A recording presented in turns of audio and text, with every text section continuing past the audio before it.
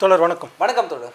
இப்போ கலைஞர் நூற்றாண்டு விழாவை முன்னிட்டு அவருடைய பேரில் வந்துட்டு ஒன்றிய அரசாங்கம் நாணயம் வந்துட்டு அச்சிட்டு வெளியிட்டிருக்கிறாங்க.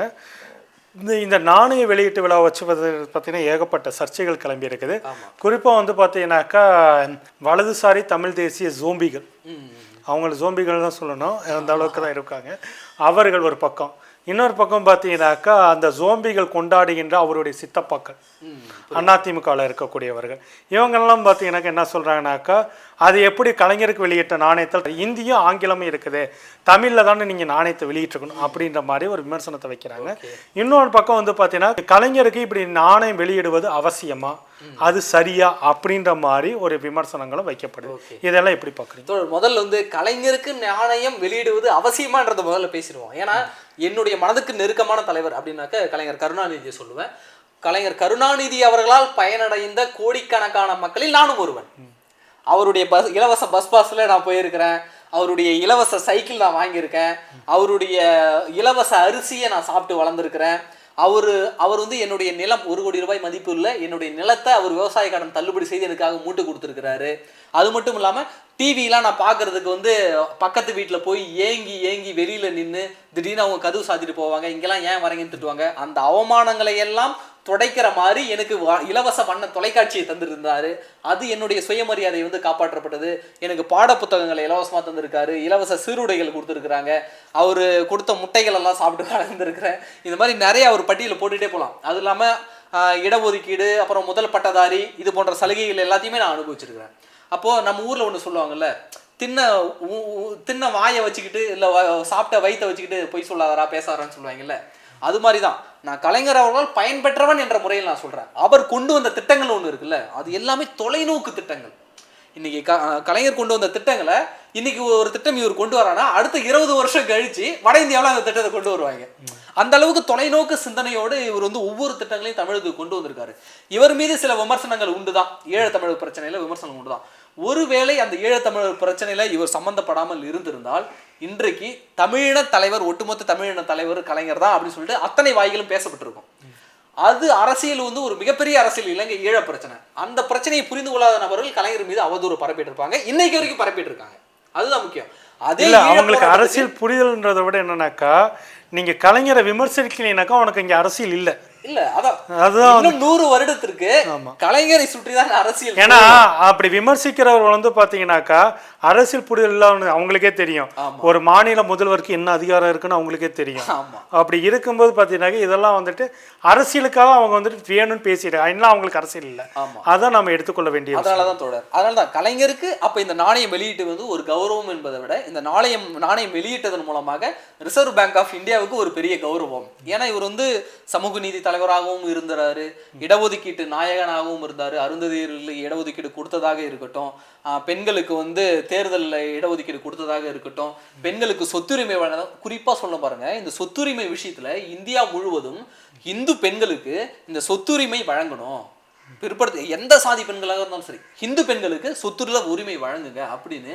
ஆனால் அம்பேத்கர் அவர்கள் நாடாளுமன்றத்தில் சட்டம் கொண்டு வந்து அது பாஸ் பண்ண முடியாமல் ஆதிக்க சக்தியினுடைய மிகப்பெரிய எதிர்ப்பால் அதை நிறுத்தி வைக்கப்பட்ட போது இந்த சமூக நீதி மண்ணில் அதுவும் கலைஞர் கருணாநிதி அவர்கள் இந்தியாவிலேயே முதல் முறையாக பெண்களுக்கு சொத்துரிமையை வாங்கி கொடுத்தாரு.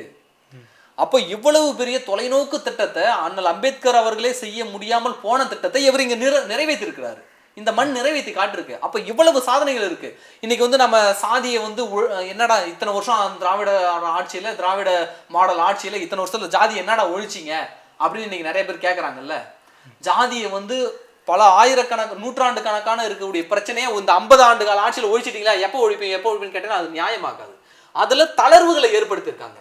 பேருக்கு பின்னாடி சாதி பேரு தமிழ்நாட்டில கிடையாது, ஒரு சில சாதி வரிகளை போட்டிருக்காங்க. ஆனால் பெரும்பான்மை சாதி பேரை போட்டுக்கிறத நாம அவமானமாக கருதுறோம். அதை கொண்டு வந்தது திராவிட இயக்கங்கள். சரி, இந்த சாதிய ஸ்ட்ரக்சர் உடைக்கிறது கலைஞர் கருணாநிதி ஒன்று கொண்டு வந்தார் பார்த்தீங்களா, பெரியார் சமத்துவபுரம்னு சொல்லிட்டு. அந்த சமத்துவபுரம் திட்டத்தை இந்தியாவில் வேற யாருங்க கொண்டு வந்தா? எல்லா சாதியினருக்கும் ஒரே இடத்துல கொடுத்து இந்த இடத்துல நீ வீடு கட்டி வாடா. இது வரைக்கும் ஊரும் சரியும் தனியாக இருந்தது, அதை இவர் உடைக்கிறாரு. அதை முழுவதும் அப்படி பேர்த்து எரிஞ்சிட்டாரு சொல்ல. அதுல தளர்வுகளை கொண்டு வரதுக்கு இவர் என்ன பண்றாரு, ஒரு சமத்துவபுரம், எல்லா சமூகமும் எல்லா மதத்தினரும் எல்லா சாதியினரும் கலந்து வசிக்கிற மாதிரி அந்த ஒன்றுபட்ட ஒரு திட்டத்தை இங்க கொண்டு வந்தார்ல. இது எத்தனை பேருக்கு தோணுச்சு? இவருக்கு தோணுச்சு இல்ல. தமிழ்நாடு நுகர்பொருள் வணிக கழகத்தை கொண்டு வந்தது யாரு? கலைஞர் கருணாநிதி அவர்கள். அதனாலதான் இன்னைக்கு தமிழ்நாடு முழுக்க ஒவ்வொரு ஊர்லயும் ஒரு ரேஷன் கடை இருக்குதுன்னா அந்த நுகர்பொருள் வணிக கழகத்தை உருவாக்கி பொருட்களை கொள்முதல் பண்ணி விநியோகத்தில் முக்கியமான பங்காற்றியது இவர் தான். குடிநீர் வடிகால் வாரியத்தை கொண்டு வந்தது இவர் தான். குடிசை மாற்று வாரியம். இன்னைக்கு குஜராத்ல அமெரிக்க அதிபர் யாரோ வரதுக்காக நெடுக்க பேனர் கழிச்சு மறைச்சிருந்தானுங்க குடிசையெல்லாம். சென்னையில் அது மாதிரி இப்ப பண்ண முடியுமா? சென்னையில் குடிசையே கிடையாது, குடிசையும் கிடையாது. குடிசைகள் இருக்கு, பட் அந்த அளவுக்கு இல்ல. அங்கங்கேயும் ஒவ்வொரு இன்னைக்கு அந்த குடிசை கூட ஷீட்டை போட்டுட்டாங்க, சிமெண்ட் ஷீட்டை போட்டு மறைச்சிட்டாங்க. ரொம்ப ஏழ்மையில இருக்கிறவங்க, பிளாட்ஃபாரத்தில் இருக்கிறவங்க தான் லைட்டா ஏதோ கூரையை போட்டுட்டு இருக்காங்க. கிராமப்புறங்கள்ல இருக்கு குடிசைகள், கிராமப்புறங்கள்ல அங்கொன்று குடிசைகள் இருக்கு. அதையும் மாற்றுவதற்கு இப்ப பாருங்க கலைஞர் இல்ல திட்டம்னு ஒண்ணு கொண்டு வந்திருக்காங்க. அந்த 3 லட்சம் 2 லட்சம் இருந்தா இன்னைக்கு 5 லட்சமா உயர்த்தி இருக்காங்க. 3 லட்சம் 2 லட்சத்துல வீடு கட்ட முடியாது, ஆனா இன்னைக்கு 5 லட்சத்துல தாராளமா ஒரு வீடு கட்ட முடியும். அப்ப இந்த திட்டத்தை கொண்டு வந்ததெல்லாம் இந்த திராவிட மாடல் தான். அப்ப இவ்வளவு தொலைநோக்கு பார்வையை, தொலைநோக்கு திட்டங்களை கொண்டு வந்தது கலைஞர் கருணாநிதி அவர்கள். கை ரிக்ஷா ஒழிச்சது கலைஞர், கண்ணொளி திட்டத்தை கொண்டு வந்தது கலைஞர். அப்ப இவ்வளவு சாதனை பண்ணவருக்கு நாணயம் வெளியிடுறா யாருக்கு பண்றது? அப்புறம் இதுல ஒரு விமர்சனம் வைக்கிறான். ஏப்பா என்னடா நீங்க தமிழ் தலைவர்னு சொல்றீங்க, தமிழ் பத்தி பேசுறீங்க, நீங்க என்னடா நாணயத்துல வந்து ஹிந்தி இங்கிலீஷ்லாம் இருக்குன்னு. அடே தற்குறி பாய்ஸ், உங்களுக்கு தான் சொல்றது. இதுல என்ன ஒண்ணுனாக்க நாணயம் அச்சிடுவதோ நாணயம் வெளியிடுவதோ ஒன்றிய அரசுக்கு தான் அதிகாரம் இருக்கு. இப்ப நாளைக்கே சீமான் ஆட்சிக்கு வந்தா கூட அப்படியே உடனே ஒன்றிய அரசு மீது போர் தொடுத்துட்டு போயிட்டு எனக்கு நாணயம் வெளியிடுற உரிமை எனக்கு தானே சொல்லி வாங்கிட்டு வந்துட முடியுமா? நீ கட்சி ஆரம்பிக்கும் போது தேர்தல் ஆணையத்தில் என்ன சொல்லி ஆரம்பிச்ச? இந்திய இறையாண்மைக்கு உட்பட்டு, இந்திய அரசியலமைப்பு சாசனத்துக்கு உட்பட்டு நான் செயல்படுவது தான் ஆரம்பிச்சிருக்கேன்.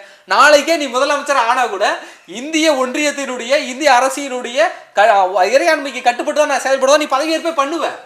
அப்ப இதெல்லாம் அப்படியே உடனே போர் தொடுத்து இல்ல. இன்னொன்னு உனக்கு அவ்வளவு பெரிய தமிழ் பற்று இருந்ததுனாக்கா நீ இந்திய நாணயத்தை பயன்படுத்தாம இருந்திருப்பா. ஆமா, இல்ல இப்ப இந்த தமிழ் ஏன் போடலன்னு கேக்குறான்ல, அப்படி கேக்குறவங்களாம் சரி ஹிந்தி இங்கிலீஷ் நாணயத்தை பயன்படுத்தாதீங்கடா அப்படி சொன்னா எங்க போவீங்க நீங்க?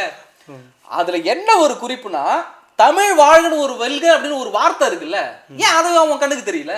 ஏன் நீ அதை பார்க்க மாட்டேற? மத்த எந்த இந்திய மொழிகள் நாணயத்துல இடம் பெற்று இருக்கு, அதை ஏன் கவனிக்க மாட்டேங்கிற? அப்போ உனக்கு விமர்சிக்க எது கிடைக்குதோ அதை தான் நீ பார்க்க. இல்ல இப்ப கூட இந்த தமிழ் வெல்கன்னு இவங்க போட்டது அடுத்து வந்து பாத்தீங்கன்னாக்க கேரளாவில் யாருக்கா ஒரு முக்கியமான தலைவருக்கு படம் மலையாளத்துல வந்துடும். இதை ஒரு வச்சுட்டாங்க. அதுக்கும் தமிழ்நாடு தான் முன் உதாரணம். இப்போ ஆகஸ்ட் 15க்கு முதலமைச்சர் தான் கொடியேற்றணும் அந்த இதை ஃபர்ஸ்ட் செஞ்சு காட்டினாரு. ஆமா, அதுக்கப்புறம் தான் இந்தியாவில் இருக்க எல்லா முதலமைச்சர்களும் கொடியேற்றினாங்க. முக்கியமான விஷயம் இது. ஒரு மாநிலத்துல நாங்க ஒரு மாநில தலைமையகத்துல ஒரு கொடியேற்றுறோம், மாநிலத்துடைய மக்கள் அது அங்கீகாரம் பெற்ற தலைவரா நான் இருக்கிறேன், கவர்னர் தான் அதுக்கு முன்னாடி ஏற்றிட்டு இருந்தாங்க. சும்மா புறவாசல் வந்த வழியா அந்த கவர்னர் நீ ஏத்துருமா, நாங்க தாண்டா ஏத்துவோம்னு சொல்லி முதல்ல கொடியேற்றி அதுக்கு வந்துட்டு மற்ற மாநில முதல்வர்களுக்கும் அந்த கொடியேற்ற உரிமையை வாங்கி கொடுத்தாங்க. ஸோ எல்லாத்துலயும் இருக்கணும். இப்ப அடுத்து வந்து பாத்தீங்கன்னா இப்ப நாணயத்துல 3வது ஒரு மொழி வளத்துக்கு ஒரு வழிவகை பண்ணியாச்சு. இதை தான் நம்ம பார்க்கணும். மைனஸ் என்ன இருக்குன்னு தேடுறத விட அந்த மைனஸ்ல என்ன பிளஸ் நமக்கு வந்திருக்கிறதா பார்க்கணும். அப்போ விமர்சிக்கக்கூடிய தற்கூறிகள் இதெல்லாம் தெரியாது அவருக்கு கணக்கு, தொடர்ந்து விமர்சிட்டு இருப்பான். இதுல இன்னொரு விஷயம் என்னன்னாக்க, என்னங்க நீங்க ஒன்றிய அரசு எதிர்க்கிறீங்க, ஒன்றிய அரசை எதிர்த்துக்கிட்டு அவங்களே கூட்டு வந்து இங்க நாணயத்தை வெளியிடுறீங்களே, அப்போ உங்களுக்கும் பாஜகவுக்கும் திமுகவுக்கும் கள்ள தொடர்பு இருக்கா, நீங்க பாஜகவோட பி டீமா அப்படின்னு ஒரு கொஸ்டின் எழுப்புறானுங்க உனக்கு. இதுல என்ன இந்த திரும்பவும் சொல்றேன், இந்த தற்குறிகளுக்கு என்ன சொல்றோம்னாக்க, ஒன்றிய அரசு நாணயத்தை வெளியிடுது, அந்த நாணயத்தை வெளியிடுவதற்கு ஒன்றிய அரசு சார்பில் யார் இருக்காங்களோ, இதே காங்கிரஸ் காங்கிரஸ் கூட போறாங்க, பிஜேபி இருக்கிறதால பிஜேபி கூப்பிடுறாங்க. நாளைக்கே நாம் தமிழர் அவர்கள் சீமான் அவர்கள் பிரதமரா இருந்தா பிரதமர் ஆயிட்டாக்க அவரே கூப்பிட்டு நாணயத்தை வெளியிடுவோம். புரோட்டோகால்னு ஒன்று இருக்குது. மத்திய அரசு நாணயம் வெளியிடுது, ஒன்றிய அரசு நாணயம் வெளியிடுது. அவங்கள அங்க அதனுடைய பிரதிநிதியை ஒருத்தரை கூப்பிட்டு நம்ம வந்து அவர்கள் மூலமா நாணயத்தை வழங்குறோம். இதுல என்னன்னாக்கா, அண்ணாமலையை ஏன் கூப்பிட்டீங்க, அடுத்து வரான் ராஜ்நாத் சிங் ஏன் கூப்பிட்டீங்கன்னா, இது புரோட்டோகால் தான், இது ஒன்றிய அரசு வெளியிட்டு இருக்குடா, அதனால ஒன்றிய அமைச்சர்ல யாராவது ஒருத்தங்க கூப்பிட்டு நம்ம நாணயத்தை வெளியிடணும்னு சொல்றோம். சரிங்க, ஒன்றிய அமைச்சர் கூப்பிடுறீங்க, எதுங்க அண்ணாமலை கூப்பிடுறீங்க அப்படின்னு அடுத்த கொஸ்டின் வைக்கிறான். சரி இங்க வா, கிட்ட வந்து உட்காரு. இப்படி ஒன்றிய அரசுல இருந்து வர அமைச்சர் யாரு? பாஜக கட்சிக்காரன். அவங்க அமைச்சர் வந்து இங்க வரானாக்க, இப்ப சாதாரண ஒரு ஊர் தலைவர் இருக்கிறாருன்னு வச்சுங்களேன், அந்த ஊர் தலைவருக்கு ஏதாவது ஒரு ஃபங்க்ஷன் அங்க ஒரு லோக்கல் ஸ்கூல்ல நடக்குதுனாக்க அவங்க என்ன பண்ணுவாங்கன்னா, அந்த லோக்கல் ஸ்கூலுக்கு ஒரு அமைச்சர் வராங்கனாக்க என்ன தெரியுமா பண்ணுவாங்க, அந்த ஸ்கூல் ஹெச்எம் முதல்ல அந்த ஊர் தலைவர் தான் போய் பார்ப்பாங்க. அந்த கட்சி சார்ந்த தலைவர் தான் அந்த ஊர் தலைவரை பார்த்து, சார் இந்த மாதிரி உங்க கட்சி அமைச்சர் நம்ம பள்ளிக்கு வராரு, நீங்க தான் முன்னே எல்லாத்தையும் பண்ணுன்னு கூப்பிடுவாங்க. அந்த மாதிரிதான் இது. பிஜேபி கட்சியை சார்ந்த ஒன்றிய அரசு ராஜ்நாத் சிங் வராரு, அவங்கள வரவேற்பதற்கு எப்படி இவங்க கட்சி சார்பா அவங்க கட்சியோட புரோட்டோகால், அரசுடைய புரோட்டோகால் சொல்ல, கட்சியினுடைய புரோட்டோகால் இது. அதனால இவரு அண்ணாமலையை அழைச்சிருக்கிறாங்க, அவ்வளவுதான். இதுல போன் போட்டு பேசி விழாவுக்கு வாங்கன்னு கூப்பிடுறதுல ஒன்றும் தப்பு கிடையாது. இது வந்து அரசியல் நிகழ்வு அல்ல, அரசு நிகழ்வு. இது ரெண்டுத்துக்கு வித்தியாசம் இருக்கு. அரசு நிகழ்வுனாக்க இந்த ஒட்டுமொத்த மக்களுக்கான அரசு நிகழ்வு இது. இது அரசியல் நிகழ்வுல அண்ணாமலையை கூப்பிட்டு கையை கொடுத்து தோலை தட்டி ஸ்டாலின் சொல்லியிருந்தாரு, நாமளே விமர்சிப்போம் ஸ்டாலின் அவர்களை. நாமளே முதல்வரை விமர்சிக்க போறோம். அரசியல் மேடையில அண்ணாமலையை கட்டி தழுவினாருனாக்க ஏங்க தேவையில்லாம போயிட்டு அவரு கூட என்ன உங்களுக்கு அவருக்கு உறவு இருக்கா, நாமளே விமர்சிக்க போறோம். ஆனா இது அரசு நிகழ்வு, ஒவ்வொருவரும் கலந்து கொள்ளலாம். ஏன் அண்ணன் சீமான் அவர்கள் கூட இது கால் போயிருக்கலாம், வந்து கலந்துக்குங்கன்னு. எடப்பாடி அவர்கள் கூட கால் போயிருக்கலாம், ராமதாஸ் அவர்கள் கூட கால் போயிருக்கலாம், வந்து இந்த நிகழ்ச்சிக்கு கலந்துக்குன்னு. அதனால அரசு நிகழ்வு வேற, அரசியல் நிகழ்வு வேற, இந்த புரிதல் வேணும். அப்புறம் வந்து இன்னொரு விமர்சனம் என்ன தெரியுமா வைக்கிறாங்க, ஸ்டாலின் வந்து இதுக்கு முன்னாடி வந்து ஒன்றிய அரசுன்னு சொன்னாரு, இப்ப என்னடானாக்க நாணயம் வெளியிட்ட பிறகு இந்திய அரசுன்னு சொல்றாரு அப்படின்னு ஒரு விமர்சனம் வைக்கிறாங்க. ஒன்றிய அரசு மத்திய அரசுக்கு மாற்ற நம்ம ஒன்றிய அரசுன்னு சொல்றோம். இந்திய அரசுனா என்ன, தமிழ்நாடு அரசுனா என்னன்னே புரியாத தற்குறிகளுக்கு இதையும் நாம் விளக்க வேண்டிய தேவை இருக்கிறது. அரசாங்கம் என்பது அதிகாரிகளால் உருவாக்கப்பட்டது, அரசாங்கம் என்பது அரசியல்வாதிகளால் உருவாக்கப்பட்டது, அரசு என்பது அதிகாரிகளால் உருவாக்கப்பட்டது. அரசு, இந்திய அரசு நிலையானது, அரசாங்கம் மாறக்கூடியது. இன்னைக்கு மோடி அரசாங்கம் இருக்கு, நாளைக்கு காங்கிரஸ் அரசாங்கம் வரும். ஆனா இந்திய அரசு, இந்திய இறையாண்மை அப்படின்றது என்னைக்குமே நிலையானது. அது ஒரு கொள்கை முடிவு, வெளியுறவு கொள்கையில் ஒரு முடிவு எடுக்குன்னா அது எடுத்த முடிவு தான். அது எத்தனை அரசாங்கம் மாறினாலும் அதோடைய முடிவை மாத்தாது. இந்திய அரசு வேறு, அரசாங்கம் வேறு, ஒன்றிய அரசு வேறு, மத்திய அரசு வேறு, இந்திய அரசு வேறு, ஒன்றிய அரசு வேறு. இதை இந்த தற்குறி பயல்களுக்கு எப்படி சொல்லி புரிய வைக்கிறதுன்னு தெரியல. இவனுக்கு தான் புரியலனாக்க நம்ம சில தோழர்களே இதுக்கு புரியல, நம்ம தோழர்களே சில பேருக்கு புரியல, இந்த புரிதல் வரல. டேய், இந்திய அரசுனா வேறடா, ஒன்றிய அரசுனா வேறடா, மத்திய அரசுனா வேறடா, அரசாங்கம்னா வேறடா. இந்த பாடத்தை எடுக்க வேண்டிய தேவை இருக்கிறது. அப்போ இவனுக்கு வைத்த விமர்சனம் அத்தனையும் நாம டீகோட் பண்ணிட்டோம். இப்போ அடுத்து என்ன விமர்சனம் வைப்பானுங்க, உடனே ஈழத்தமிழருக்கு போயிடும், ஈழத்தமிழருக்கு துரோகம் பண்ணிட்டாரு. டேய், நீயா நினைச்சா கூட ஒரு குண்டூசியை கூட இந்திய அரசியை மீறி வெளியில் எடுத்துட்டு போயிட முடியாது. வேற என்ன செய்துவிட முடியும் அவரால்? கலைஞருக்கு தெரியாததா? அவருக்கு தெரியாதா? இத்தனை ஆண்டு காலம் அரசியல் அவருக்கு தெரியாததா? இல்ல நாளைக்கே சீமான் அவர்கள் ஆட்சிக்கு வந்தா கூட உடனே நெய்தல் படை கட்டி போய் கச்சேரி மீட்டிட்டு வந்துருவாரா? இவனுடைய அடுத்த விமர்சனம் அதான் இருக்கும். ஏன்னா இப்போ வந்து ஏன்டா நாணயம் வெளியிட்டீங்கன்னு கேட்டதா, அது இதுக்காக தாண்டா நாணயம் வெளியிட்டோம் நம்ம சொல்லிட்டோம். ஏன்டா ஒன்றிய அரசுல இருந்து ராஜ்நாத் சிங் கூப்பிட்டீங்கன்னு நானுங்க, அதுக்கும் இதுக்காக தாண்டா கூப்பிட்டோம் அப்படின்னு நம்ம சொல்லிட்டோம். அண்ணாமலையை ஏன்டா கூப்பிட்டீங்கன்னு சொன்னீங்க, டே இதுக்காக தாண்டா அண்ணாமலையை கூப்பிட்டோன்னு சொல்லிட்டோம். அடுத்து வந்து அந்த நாணயத்துல ஏன்டா தமிழ் இல்லைன்னு, டே இதுக்காக தாண்டா தமிழ் போட்டிருக்காங்கடா அப்படின்னு நாம சொல்லிட்டோம்.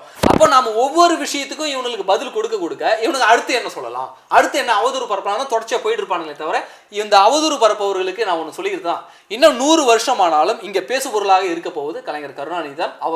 அவர் தொடங்கி வைத்த தொலைநோக்கு திட்டங்கள் தான் தோழர். இவ்வளவு நேரம் உங்கள் கருத்துல பயன்படுத்த நன்றி தோழர். நன்றி தோழர்.